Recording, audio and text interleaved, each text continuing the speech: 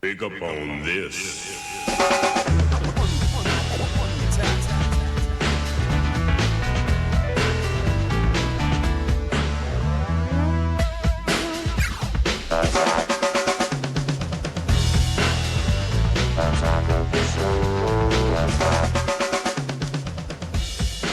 Welcome to Attack of the Nerd Show. Yeah, it's a clip show, but it's our clip show. That's right. And before, you go saying Attack of the Nerd Show, wait a minute, that's a little redundant, right? Yeah. Nerds don't attack? No, they do today. You need to check yourself. This is our look back at those moments that really made all those schoolyard beatdowns worthwhile. Did you get beat up a lot? I never did. Almost did once. I don't believe you. I really didn't. Really? I did. I got pushed into a locker I almost did once, too. But that was it. Yeah. And it was like we were cool after that. They're just jealous. Seriously. Yeah. Nerds. Now, in case you haven't noticed, we're a little touchy about size around here. I mean, not me, but the royal we. So to prove our virility, we kick things off in the first episode of Attack of the Show by turning something palm size into something Kong size. Oh. Kong. I needed something a little bit bigger, so we put together this. Wow! Look at that. Woo! This Marvel, is and it's the world's largest Nintendo controller. Yes, indeed. It's 8 feet long, 3.5 feet wide, and 9 inches tall. Yeah. Look at You like that? Are you sure it's actually the world's largest? I don't know. I didn't check Google the that at Guinness least. We Book. didn't even put it in. It sounds so much better, even if it's not. The world's largest, That's right, right the here, world's folks. largest. Ain't Now, seen one bigger. This entire project actually took 3 people about 20 hours and $400. It's actually not that That's bad. not that bad. You No. can have one of these in your living room or whatever, but you need a couple people to play it. I'd have to save for a few months, but could swing it. Yeah, you could probably swing it. Now, we did run some switches from the wooden box that we showed you earlier to these giant buttons. So as you see, as we came out of that port, we actually ran it down to each of the buttons, and there's springs underneath here that connect the switch as you're pushing that create that short. All right. So let's go ahead and play the game and show you how it works. So it actually Super works. Mario Brothers. All right, here we go. Here. Now watch. Wait, I'm going to hit start. Okay, go And ahead. we're going to boom, it actually works. Look at that. Oh. We'll go ahead and start. Yeah, there we go. All right. Okay. World so one now of one. I'm going to control our left and right. All right. Are we right. running or what are we doing here? All right. Hold Go. on. Grab the monitor. Here Got we it. go. Oh, Yeah. mushroom. Back. Got it. Okay. And go. jump. Got it. Jump over. And There this you thing go. is sturdy, man. It's Whoa, why'd you go? No, you were supposed to jump. I was in midair. I had no choice. Let's All right. keep going. Fast. No, down the pipe. Down the pipe. No, Down I'm the not pipe. going down the pipe. We don't have time. You jump. Wait, hold on. What are we doing? Get ready. Jump. All right, go. You gotta keep Let's get to the flagpole. Go. Go. Just go to the flagpole. Hold on. Dude, this is. What are you? All right, go. Okay. Go! Okay. You're the left and right. I got nothing. I can jump. Sorry. Are we really gonna? Okay, let's do this. All right, go. Speed run. Go. Jump. Just go. Go over the duck. Okay, now there's 2 sets. Just who cares? Just there's 2 go. sets of them. Oh, you did it again. No, I did not. I That's your jumped. fault. Okay, last one. We promise. All right, are we gonna Okay, jump okay. in between, or can we just jump over them? Okay, get ready. Let's just jump over them entirely. Okay. All right, good. No. Bad. Good. Okay, All right, good dodge. jump over, Good go. Oh, nice. All right, here we go. Oh, look at that. You like that? Oh, no, just run. Go. Okay. Got this.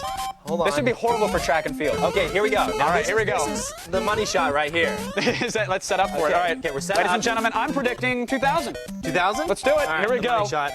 Chat room, make your predictions now. In Ready? 3, 2, 1. No, go back. Start again. Man, you fired a blank. Ready. All right, here we go. Okay, money shot 3, and go. yes! Yeah, what's up, buddy? That's what I'm No talking fireworks. about. Get the flag up. Let's see the flag go at least. Come on. That's it. Did we get any explosions? No. Oh, man. Well, if you would have nipped it on the first time. If you're feeling a little inadequate, you can build one of these yourself. It's pretty easy. It just takes a bunch of time. And a little bit of space. We need to do a big lightsaber next time. Yeah, let's make it more phallic. That's great. That was one of my favorite hacks we've ever done on the show. I just love it. Well, it's a fun time. You get a partner, you play a little Super Mario. Yeah, and it's not just Mario. It's the first time I'll ever. I mean, we didn't put it on television, but like track and field. There's so Sure. many fun games that even Tetris. Playing it with 2 people is so amazing. And those You got to have a lot of trust. you have to, or you just have to have a lot of patience when you're getting yelled at by somebody. Right. But those things quickly became known as like David Randolph specials, and he's one of our engineers here that really cranks out some good stuff. He knows what he's doing. Also got us in the Guinness Book of World Records. I mean, Not to brag, throw but that out there. it's true. And our giant NES controller has been in some pretty cool places like E3, the inside of an art gallery, and naturally, since we flip-flop between extremes around here like a manic depressive, we had to take the NES controller in the opposite direction. Well, apparently you haven't heard the Last of Us record books this time. We're taking it to the opposite end of the spectrum. Please welcome our world record-holding engineer. You do have a world record for this, don't you? Yes, I do. David Randolph. David, thanks for joining us on the show. Thank you. I'm glad the viewers at home finally get to see you because you really were the mastermind behind this controller. Excellent work. It was a big hit at E3. Everybody loved it. But now you've got something new up your sleeve, right? Absolutely. All right, so tell us about it. Apparently, this is it right here. Yeah. It's almost easy to get lost on the table, but look, there it is. Size of my finger. What is that? It's a little bit wider than an inch, about the total mass of a quarter. This is an actual functioning controller. Exactly. Seriously. Up, down, left, right, start, select, A and B. All right, so every button works, and so this is a tiny little bad boy here, but what's in the box? What's this connected here? Are you cheating? Is this where the smoke and mirrors begin, David? I'm cheating just a little bit. All right, why? Basically, the chip that's inside of the original NES controller Mm-hmm. is a little bit larger than my actual controller, so I Okay. had to put it somewhere else. Gotcha. So this is what's inside of, this is a regular NES controller. Inside we have this, and that's the chip that you're talking about, right? Exactly. Gotcha. Okay. So it's basically hiding it in there. All right, so now what do you do to actually build one of these? What steps do you have to go through? Well, I have to make a PCB out of this to actually make it all work. Okay. And basically, a PCB is a printed circuit board. Right. Now, to make one of those, you need a clean room and radioactive suits, and it needs to be all white, dust-free, something like that, right? No, pretty much the most expensive tool you need is an iron. Okay, an iron. So how does that work? Really? Well, basically, you need some paper, which is basically press and peel paper. Okay. And you're going to print on it the actual image that you want to put on the circuit board. Okay, so this is what is comprised of our tiny little NES controller. This is Just a what little you bit printed. smaller. Okay. We pop it on there. Plop it on there, and then you go ahead and iron it out. Now, is there a particular setting you like on the iron? I like David? polyester. It's coming Polyester's back. good. Okay, good. Good. So, working with that. And basically, you're going to end up with a piece of copper with this little pattern on it. Okay. And you're going to soak it inside of PCB etching solution. And basically, this stuff will eat straight through you, so be careful. All right, you look like the bad guy from RoboCop. Yeah, exactly. Okay, gotcha. So Great don't play with the acid. And now the acid is strong enough to eat through copper, but not through printer toner. Exactly. It's one of those magical things of electronics. Right. Okay. So this is the circuit board with the ironed on, and this is it after you've soaked it in acid, and this is after you've cleaned off the ink from it. Correct. Right. Just use a Brillo pad or some sandpaper, and it gets rid of the toner. Very nice. All right. So you're done with that, and now what's the next step? Well, the next step is I got to figure out how to make the buttons work. And basically, I did that by just taking a piece of paper and cutting out little holes for where the buttons are. Okay. And then I put that down on top of the PCB. And then I take this simple printout here that I made. It's nice and pretty. It's got all the buttons Yes. and everything we want on it. And I cover the back of it with this copper leafing. Okay, and the copper leafing, once you push down, it pushes the leafing through the holes, the spacers that you've built, and that's what makes the contact to trigger the circuit, right? Exactly. Very nice. So we're going to do a little two-player 100-meter dash here. You ready? I am getting ready. I hope my sticks are in the right spot. Hold on. And don't jump the gun, Gore. Ready? Go! Here we go. All right. Hold that little thing. Ah, come on! Come on! Come on! Ah, run! behind. I'm hitting it! I'm hitting it! What's the matter? You stop too. Yeah, what's the matter with you? Hold on. You got a cramp, but I still have potential. All right. Hold on. Make it dramatic for television. Stall. Stall, Gore. Stall. Make it dramatic for... No! In your face, KP! I beat you! I beat you! This controller sucks! David! Sorry. It's actually, no, it totally works. I'm not really good. Really? Really? Do we have time for a rematch? We don't have time for a rematch. don't have time for a Chris. rematch. Nope. I'll let you go out on top. That's fine. Kevin, I don't know. You seemed kind of beat there. I was definitely owned, but here it is right here, very tiny. It's it so does work. cute. You know, the thing is, like when we play with it, like the little chopsticks. You know, this is just a little printout of a Nintendo controller on the end of this bad boy. You know, it's like so not very sturdy. So when you start pushing on it, sometimes the contact shifts from side to side, and that's what was happening there. I'm not blaming anybody. Sounds like an excuse. It's not an excuse, Sarah. An excuse Sarah? for failure. It's an explanation. Okay. Fair enough. Thanks. I don't think love this this got thing. us into any record books, but No. it did almost choke a staff member's dog, and that's saying something. True story, and 3 interns. Coming up after this predetermined rest period, we recall that time I invaded the offices of Adult Swim in Hotlanta. Hot Lana. Yeah, it's Attack of the Nerd Show, and we're getting nerdier and nerdier. Stick around. Attack of the show, baby. Attack.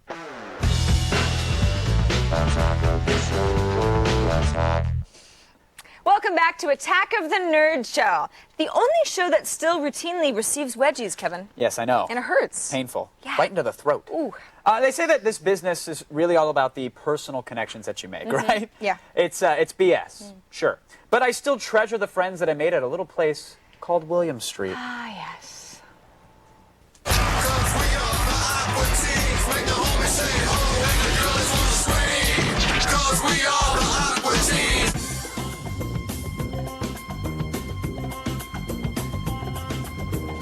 Hey, tell me about how Aqua Teen is assembled. Dave and Matt write the scripts, and amazingly, they can generally crank out a script in a day or two. The hardest part really is to find out the idea, to come up with the idea that sort of ties it together. Once we have the idea, then it comes pretty naturally. Last time you were here, you threw me out an old lady's mailbox and you made me Moon Boy Scout Troop 324.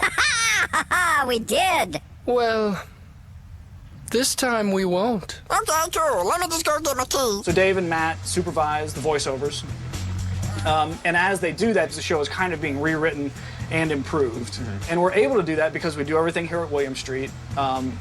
We set up a system that is easily manipulated so that we can at any time change something. I play from the Moonanites, and I play the Cybernetic Ghosts. Occasionally I do Satan.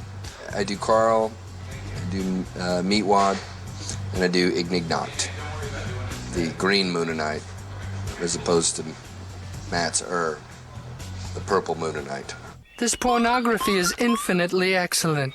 This dresser, however, is very boring. Yeah, get rid of it. Torch the dresser, Meatwad. But this is where Carl keeps his clothes. Look, these women don't have any clothes, and they're not complaining. Yeah, man, they're kissing each other. Kevin Pereira. What kind of name is that? Is that American? I don't think so. They tell me you're a little bit of metrosexual. I don't know what that means, half gay. What's that?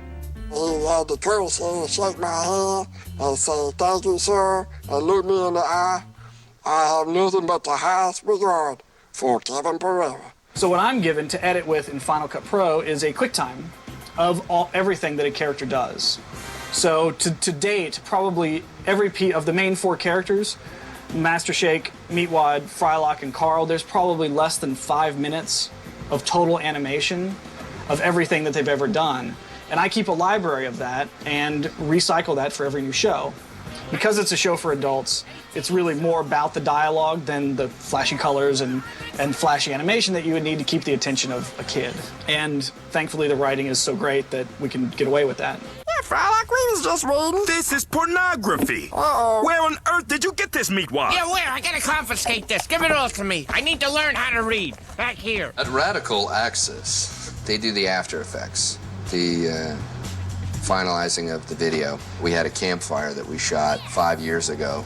We used that as explosions. Oh, no. It's been in every show for the last 6 years. Yeah, we shot it in the woods, and then we just sort of keyed it out very roughly. And whenever a character is on fire, which is usually all the time, we'll sort of paste that campfire on there. It represents chaos.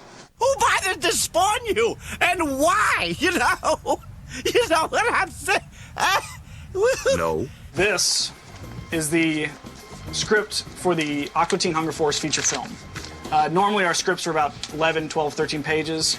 This is a whopping 81 pages. The movie is an action piece that leads sort of in... An action piece. It is. It's an action piece, and Okay. it leads sort of into a meandering origin story told in a very Aqua Teen way. We need someone to play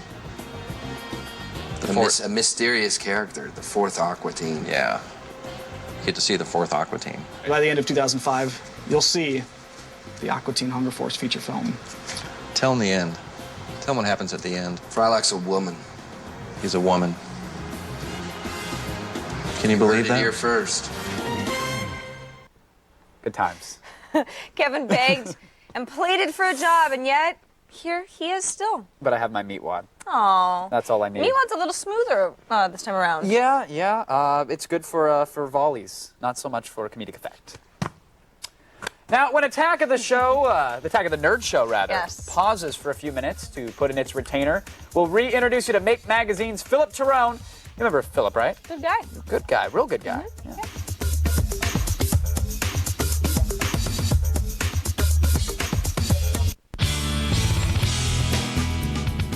Philip Tyrone from Make Magazine, he's really a favorite guest of ours. He is. Because, you know, he brings us robots and stuff made out of household items. It really doesn't take much to impress. Here with some of Make Magazine's latest featured projects as associate editor, Philip Tyrone. Philip, thank you for coming on the show. Thanks for having me. We're all big fans of the magazine here. We love the magazine itself. We love the blog. Everything about it is great. What's the philosophy behind it, though? Like, how do you describe the Make Magazine to everybody? Well, Make is for people who like to bend and twist technology. Maybe they have technology that's old and discarded and they want to do something else with it. Maybe they just have something that they just don't know what to do with it, and they need to turn to people and say, I've got this thing. What else can I do? What can I twist it into? Let's wrap the banana in ham. There you go. That's clearly a project. We might not cover that. But, Right, yeah, but you shouldn't. We got it covered, believe me. 2 at a time, even. First of all, we'll start off with this thing. And, you know, you flew here today. And I'm assuming that a device like this might not go over so well when they're searching through your bags, right? Turns out it looks exactly like a bomb under the X-ray. There you go. Well, now, what is this thing exactly, though? It's Mousy the Junkbot, and Mousy the Junkbot is made from a lot of different parts. It's a beam robot, so he doesn't require any programming, but he'll do things like follow light or heat or sound, and you can make him out of an old mouse, and actually all the folks who are watching the show can download the how-to on how to do this. Oh, wow. So you're providing them with all the info on how to do this? Yep, right out of Make Magazine. They download it and build one this weekend. Very cool. Now, how complex, though? I mean, what are we talking, like, price-wise and time-wise? You know, $20, you might have a lot of that stuff procured out of other old electronics. Sure. We've encouraged that a lot. And, you know, maybe a weekend project. Very nice. Light-seeking robot. Cool. Now, this one's interesting here. I don't want to, like, you know, burst your bubble or anything, but the rotary telephone has been around for a while. Darn. Yeah, you know, these have existed. They're actually kind of phased out. So why the rotary phone? What are we doing with this? Well, one of the things you notice, just like the computers are going into different form factors from yesteryear, this actually is a cell phone. So I put my GSM card inside here. This is Phone Guts. There's a company called Spark Electronics who makes all these parts, and this is a GSM telephone. And you can dial it and use it exactly like a regular cell phone. You do need to do things like, you know, use the dialer and actually go through all of the old dialing patterns of yesteryear, but it works exactly like a cell phone. It rings. Now, did you yank this out of an actual cell phone, or is this a separate board that you can buy from somewhere? You could, but this is a separate board that they use for... There it goes. All right. So the cell phone works. This is me actually calling your cell phone. That's brilliant. I'll hang up. No, I don't. We got it. That's wow. It's for you. And so rotary cell phone. It's now portable. Now, I mean, hacking this seems like something that's complex. Is that something you did, or is this a company that provides you with this? A company is making this, but what they're doing is filling a need for these makers out there who want something a little bit more, a little bit different, something that maybe is just a phone, but still has this nostalgia and still has this how-to spirit behind it. Very cool. And all this available online, parts-wise? Yep. Very cool. All right, so that's the rotary cell phone. Very, very neat little hack there. We'll push this off to the side, because this one, now I've seen a Libre before. I've seen an ebook before. Right. What's hacked about this? Because, I mean, didn't these kind of get faded out? They didn't do so well in Japan. They had a lot of DRMs. So we have the how-tos on Make, and we're seeing that a lot of people are buying these now because the firmware has been hacked. It's been turned to English. You don't have to use the DRM that's been applied to it. Your books won't expire in 30 days. Yeah, is that the reason these didn't catch on? Was because like you buy a book and then 30 days later in the middle of reading it, it's like, no, it's deleted. Would you buy a book if you knew someone was going to yoink it from you in 30 days? No, I wouldn't. Exactly. So the hackers have kind of taken this technology back, and they're promoting it, and now they're getting popular again. And they're discontinued. Oh, yeah, so where are we finding these now? On eBay? eBay, people in Japan, all over, but they're becoming a really good commodity, so find one now. Yeah, the how-tos on how to make and it looks awesome. I mean, really in person, it's a really, really incredible little device. So cool. And then finally, this thing has been intimidating everybody in our studio. It's not a lightsaber, but it can do more damage than the fake plastic ones that most people think are cool. Right. This is a green laser? This is a 161 milliwatt green laser, and sometimes we just like to review fun stuff and kind of teach science and other things. And this is a really neat laser. You can use it to go and point out stars. You can do all sorts of things. But see, that almost seems useful. I would rather hand you these bad boys here, and say, so it's powerful enough to actually pop a balloon. Yeah, we should be able to pop a red balloon. Just power it up. Just to call it out, it's so like dangerous that you need 2 separate keys to actually turn it on, right? Exactly. All right, so here it is. Laser's turning on. Yeah, oh! Look at that! Brilliant! Keep them going. Yeah! See if I can. Third. One more. Oh, it's actually. Whoa! That one like burnt a hole in it. Bam! Only lost one finger. It's brilliant. So if you really hate kids, you should get one of these and hang out in trees and ruin their birthday parties, right? Especially if they have red hair. Yes, there you go. No, this really is dangerous. How do we get our hands on one of these, though? Because our audience shouldn't have these. Right. Well, like all great things, like prescription drugs and Cuban cigars, you can get it in Canada. Brilliant. There you go. Look for it online. Philip, thank you so much for coming on the show. You wouldn't think so, but popping balloons with a laser Most fun I've had in a long time. I've never seen you so happy as you were that day. Oh, you have. Talked about it. You have. Well, Twice, actually. Do you remember you don't remember the cement trunk? They don't know. That's true. Phil, sadly, he packed up all those toys, you remember? To put them in his little bag and left without leaving any of them for us. Why, So, why Phil? What, did we say something wrong? I don't know, but remember when I said that he was one of our favorite guests? I do remember yeah, that. Screw that. Whoa. Yeah. All right, I know you well enough by now that if I say hot chick licking a PSP and cool Japanese robots, you'll come running back, which is good because Jessica Chobot and Super #1 Robot are up next. Woo!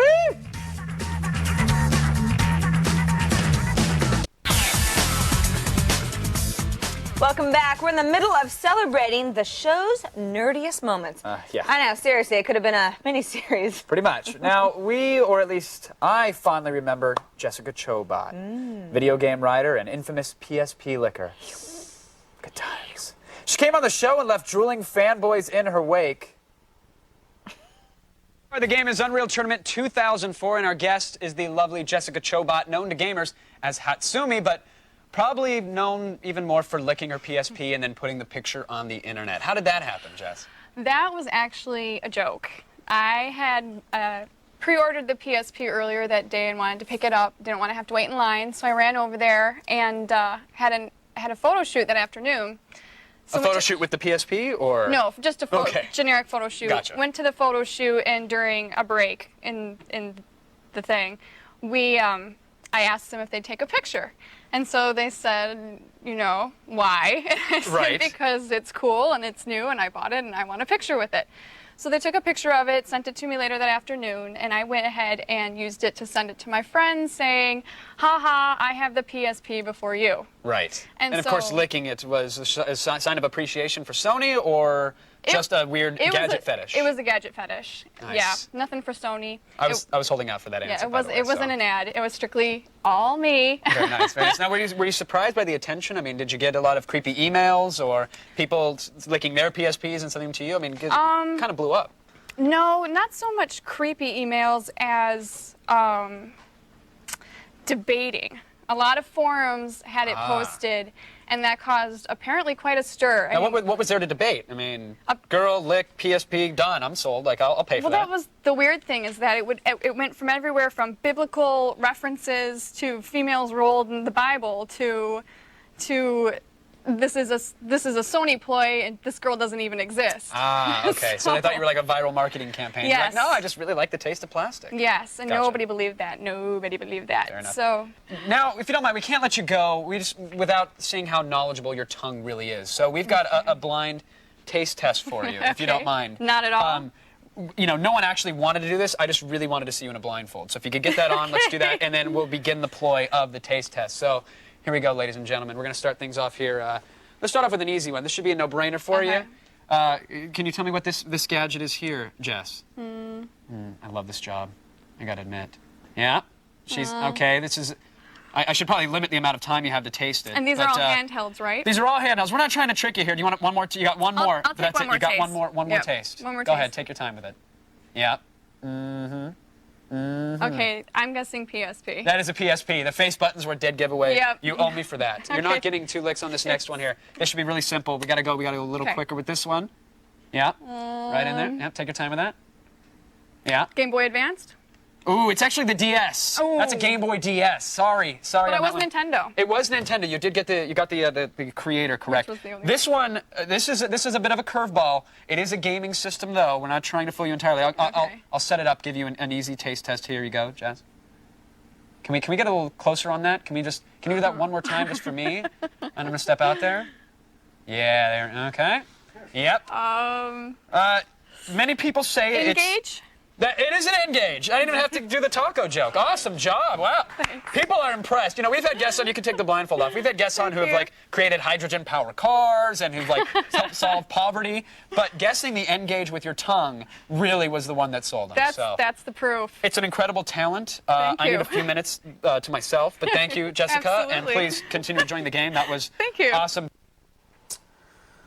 Yeah, we never actually had a guest that solved poverty. But she was impressed. She was impressed. And she went and had a drink with you Made her later, feel so welcome, too. it was all worth it. She licked every single electronic device I had on my person and in my car. really weird. It's rare that I get crushes on guests, but Jessica, all right, and Bruce Campbell, a little bit, a little bit. Now, whenever we hear the words toy robots and Japan in the same sentence, we pretty much tune out everything else, which is why we had the guys behind the art book, Super #1 Robot, on the show, and failed to hear a single word they said. I forgot we had him on. Yeah. Face it, if you want giant robots, you go to Japan or you go nowhere. And no one knows that better than the guys behind Super #1 Robot. Joining me is photographer Tim Briscoe and co-author Robert Duban. Welcome to the show, guys. Thank you. Thanks for joining us. Glad to be here. First of all, let's settle a little debate that we've been having. What is the better Voltron? Oh, you got to go with the Lion Voltron. The vehicle's got no game. Yeah, Lion Voltron all the way, man. Cue angry forum posts right now. You're going to get hate mail. Sure. I want you to know that. But that's okay. Now we're talking about these robots here. Fascinating stuff from the 70s to the 80s. You guys chronicled everything that is Japanese robots. Why in particular Japanese robots? You know, I know there was a great line that the Portuguese, released, and North America was huge. But why the Japanese? Well, Japanese robots are just the best. I mean, you can kind of take a look for yourself, but between the eras the book has run from 72 to 82, they were just robot crazy in Japan. So, producing a lot of stuff, and it's just it's great. It's like little artworks now. Right. There's such a very barrage of aesthetics going at play here. I mean, you've got crazy, wacky super robots that are all shiny and curved.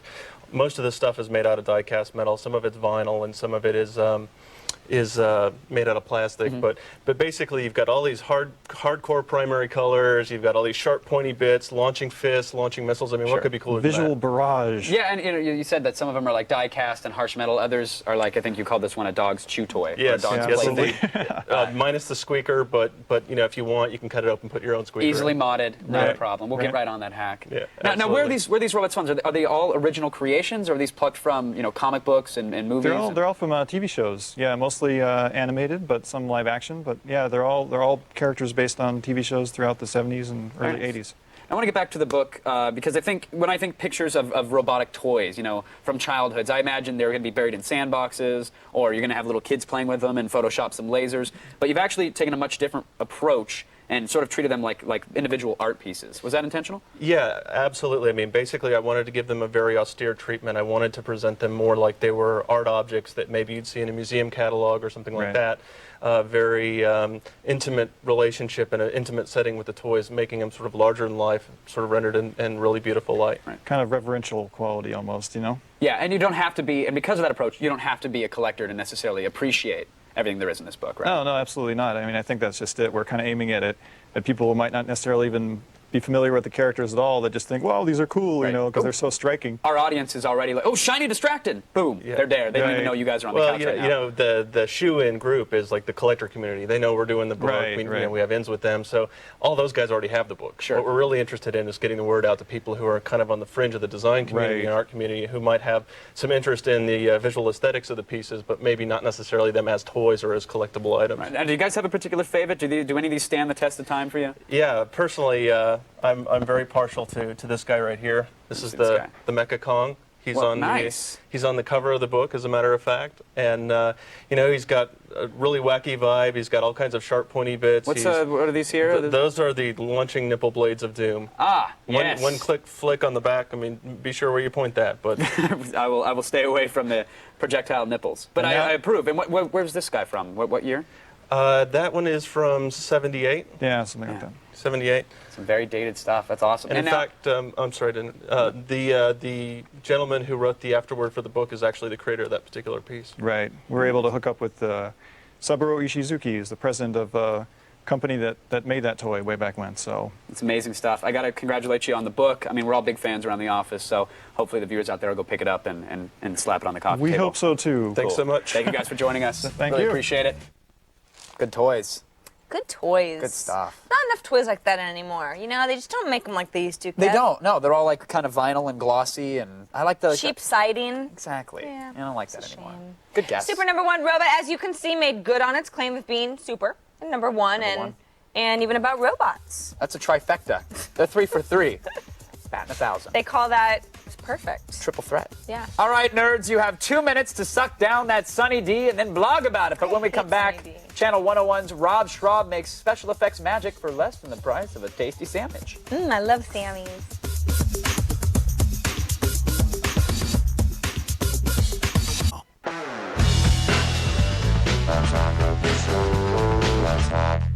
Rob Shrub. He makes goofy videos starring handmade puppets. And I know it's like, you know, you say that, it's almost like the guy came out of some like perfect AOTS guest generator, right? Yeah, I mean, how could that be? Well, it is. It just is. Don't question it. Here he gives us a look at his creative process.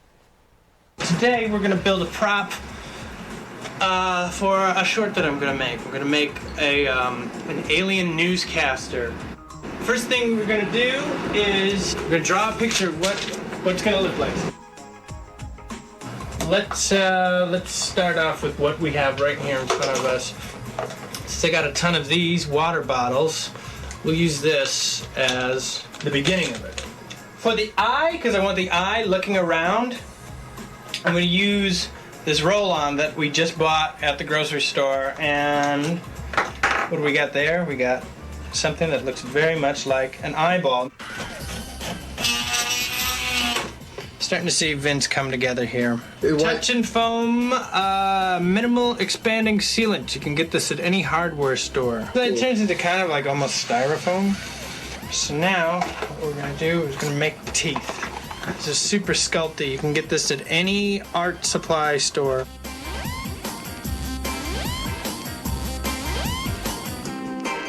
Okay, so that was a tentacle. I just wrapped enough masking tape around the wire. So I'm gluing these on there like that.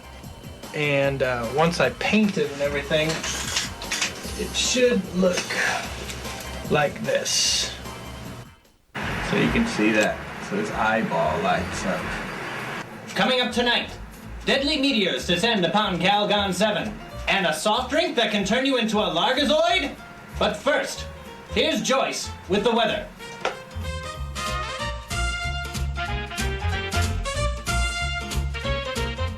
The want to make it work makes you figure it out, you know, and that's half of the fun. You know how it is, you know, I was like, oh, that's like totally makes everything worth it. News Scene 11, the 10 o'clock report with Vince Temecula. Good evening. Coming up tonight, deadly meteors descend upon Calgon 7. A giant carnivore attacks Gamma Central, and a soft drink that can turn you into a Largazoid? But first, here's Joyce with the weather. On Saturday, a rift in time and space will tear through 9 parsecs of the Vegan quadrant, annihilating all sentient life forms. So be sure to wear a raincoat, or you will drown in the blood of your children. Wow. And you did all the voices for that, right? I did all the voices You did for that. everything It's for that. it, yeah, that's all in my apartment. You just shoot it in front of the green screen all by yourself. Just me and my camera. You got a lot of time on your hands, Rob. I'm very lonely, Brendan. Now tell us what you've brought as well. You've got okay. dinosaurs. Let's do some Martha Stewart for nerds here. I also bought this at like a toy store. It's just you know, your simple run-of-the-mill dinosaur. Run-of-the-mill dinosaur. Tyrannosaurus Rex. Kind of cool. I took an X-Acto blade and then I very carefully peeled off the skin, revealing the Terminator endoskeleton underneath there, and got the hot glue and went. Shazam! There you go. I shrabified this up. Shrabified? Shrabified it up, and there you go. Check this out. And of course And of course it doesn't work. Well, he's a remote control. Oh, look. Yeah. Oh. Sound effects included. Daddy liked that, doesn't he, Brendan? Now, what's the teeth? You've got a lot of attention to detail on here, Rob. Dude, watch it, man. Those are toothpicks. Very impressive. So there's toothpicks and cardboard and bottle caps from water bottles and a whole bunch of stuff. Creative genius, Rob Shrub. Thank you, Rob, for being on the show. Thank you. If you want to see any more shows on Channel 101, including the House of Cosby's that Rob's involved with, go to channel101.com. Or if you just want to see more of this handsome guy, check out robschrab.com.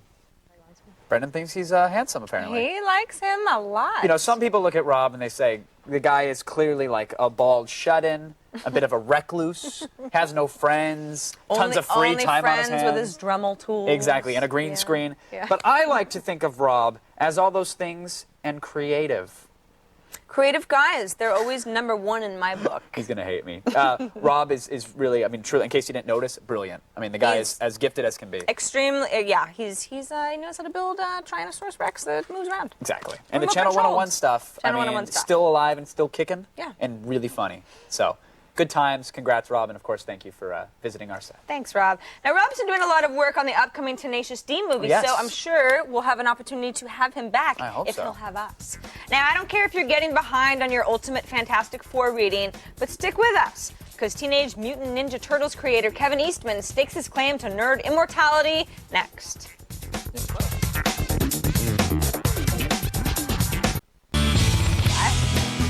So there's this guy, and he created this comic about turtle ninjas, and he made so much money that he actually bought Heavy Metal magazine, and it's Kevin Eastman. Oh, yeah. Geek icon, great AOTS guest.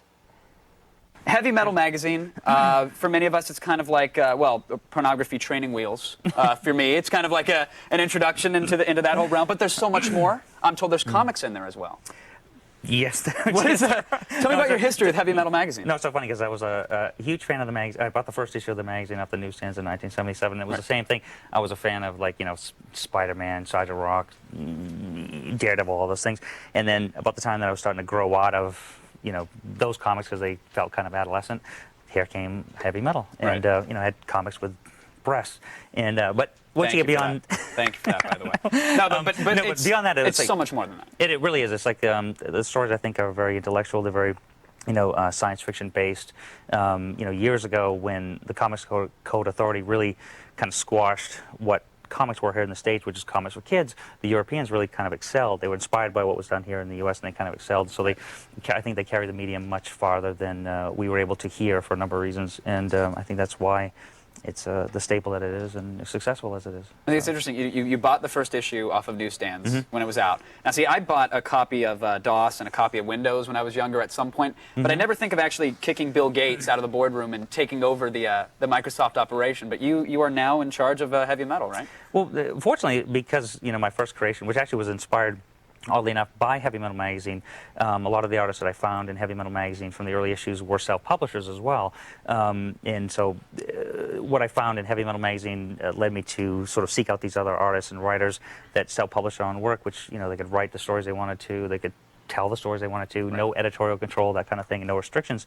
And so the first comic I wanted to do was something that I published myself and could do it exactly the way I wanted to, which was the Turtles, which was successful, which oddly enough made enough money so I could actually buy Heavy Metal magazine back in 1991. First of all, my prepubescent years going into adolescence, thank you for April O'Neil. We'll leave that at that. But I want to talk, it's been 20 years, over 20 years for these Turtles. Tell me about the progression of them and where you see them going from here. Well, what's interesting is, that the Turtles started as an inspiration of my love of comics. Since I read my first comic book when I was like 7 years old, that's all I wanted to do for a living. And, fortunately, I was one of the very, very, very lucky few that the first issue I did was the Turtles with my partner Peter Laird, as a co-creator of the Turtles. And we self-published it and had a success. And, and not a lot of people self-publishing and actually getting success around that time, right? No, not at all. It was like there was only a couple other comics at that time that were actually inspirational to us. One was Dave Sims' Cerebus. The other one was a comic by Wendy and Richard Pini called ElfQuest. And, the self-publishing market had been undergrounds before, and it was now sort of reaching a new kind of mainstream level. And, we published it as a joke. The first issue we published 3,000 copies. That was it. We had a $500 income tax return that I had. I borrowed $1,000 from an uncle. We cleared out Pete's bank account of $200. But literally a joke that blossomed into an empire. Totally, it was a joke. Because we're trying to repeat that success with Attack of the Show, but people still haven't gotten the joke, apparently. So cool. we're hanging in there. Well, good luck. Thanks. But it did. It started as a joke, and we really combined, if you think, Teenage Mutants, which were, the X-Men, and that's my cell phone beeping. Right. Excuse me. We combined, the X-Men, the New Mutants comics that we're doing, animal characters, which are always popular, ninjas, from Bruce Lee. Well, and now a new movie though, too, right? Yes, we've done 300 cartoon episodes, 26 live-action episodes, 3 live-action movies, and now about 2.5 years ago we relaunched the Turtles when kind of nostalgia became popular again, and it became again a very successful kids show, which is, to me, it's like it was a big enough a compliment the first time around when the Turtles came up and were successful. Sure. The fact that they've come around a second time and found a whole new audience of kids, that to me is beyond phenomenal. And yeah, so we signed a deal with Warner Brothers, and we're doing a new live-action, I'm sorry, a new CG Turtles. CG live-action mashup mix of all sorts of media. You know, we wanted to do a live-action with CG characters, which was the original desire, but it's we drifted towards it's going to be a full CG animated movie. Oh, congrats! And what's up next for you here? What's this bad boy hanging out? This is actually very exciting. It's one of the out of Heavy Metal Magazine, we do a number of purchase properties plus original stuff, and this is something I created with a British artist named Simon Bisley, and it's called Fistful of Blood, which is inspired by the original movie by Akira Kurosawa called Yojimbo, which then was remade by Sergio Leone into Fistful of Dollars, which then was remade by Walter Hill called Last Man Standing. And I've taken this concept, which I loved as a movie as a kid, and rewrote it heavy metal style, where the lead samurai actor character is a female, large-breasted, big guns. Of course. Say no more. And, Say no more. You just sold another 500 copies of it out there. And she goes into this town, and there's sort of there's vampires on one. There's two gangs. There's vampires on one side of the town, zombies on the other, and a family trapped in the middle. And sort of she helps take care of business. Very nice. Heavy metal style. Kevin, congrats on all the success, Thanks and I know very you much. have many more years left. Thank you again for Appreciate joining it. us on the couch. A god amongst nerds. Kevin Eastman. Now, he suffered through a barrage of questions from our staff. What about ninja ferrets? What about ninja hummingbirds? All with a smile, and we admire him for that. You want to play turtles? Yeah, I do. I don't know how to play turtles. I asked. I'm Raphael. What's your true story. name? I begged my mother for Donatello, who's my favorite. Begged her for the Donatello toy about the time that the movie came out and they were really getting popular. She comes back from Target with Splinter. Okay, Teenage Mutant Ninja Turtles, she buys the rat and the kimono. Kevin, you're That's all such I'm an saying. ungrateful child. No wonder you're so screwed I up. slapped her 6 times in the face. You better believe it. Nasty woman. Hey, thanks for joining us on this trip down Amnesia Lane, but don't run off yet. No, we wrap things up by talking about a few more nerdy Attack of the Show moments that you missed. You know, it's just like every other show. Attack of the Show, baby. Attack. All right, the kids on the street are talking. They're saying that we have viewers. I No. don't buy it, but let's pretend that we do and check in and see what they picked as their favorite AOTS Geek Out moment. All right, this is what you thought. El Zorro says our geekiest moment was when Kevin banned a forum member live on the show. man. Remember that, Kevin? That was wild. For those who didn't see it, I loaded the forums. I was looking at this guy's post, and I was like, this guy's He's out of line. a little special, a Yeah. little bit of a jerk ass. I found his IP address, clicked the little mouse, banned him. And so what happened next? I unbanned him the next day. Oh, well, that's nice Kind of of you. anticlimactic. Are you guys friends now? No. Oh, no. All right. Bob Pook picked the Geek Shopping Network segment. That was fun. That was you and old Sean Baby. Yep, Mr. Sean Baby. He was guest hosting for the week. You got to wear wigs. We wore wigs. It was We a wore good bad time. blazers. Had It was- by all. We did. Were you wearing this blazer? I don't think it was. No, it was a yellow Something one. like it. It was Something more like like it. from Jimmy the Geek's You guys wardrobe. looked pretty nice though, and you did really well. I think you've got a future on the Home Shopping Network. I hope so. One can. I want the Diamonique hour. That's all I'm saying. Who doesn't? I'm gunning for Denise. Jordan Haas called out our Ultimate Gaming Machine segments as the nerdiest AOTS moment. Yeah, So I mean- a few segments make up a single moment. Yeah. Jordan. The reveal wasn't very nerdy. I mean, we had confetti. That's not particularly nerdy. But talking about RAM and clock timings and yada yada is a little bit nerdy. You're nerding out on me, man. I don't Pretty know what much. you're talking about. I'm sorry. Jay Detonay liked our super cheap widescreen mod, as did I. I really Jay liked Detonay. it. We didn't really explain why you would want to do it, but it was really good. That's all. We're done nerding it up. Bye, everybody. Smells Thanks for like- joining us. smells Nerds like for life. Nerd power. That was to you. Computers on Attack of the Show provided by Intel. Game on. Power up. Take control with the Intel Pentium Processor Extreme Edition.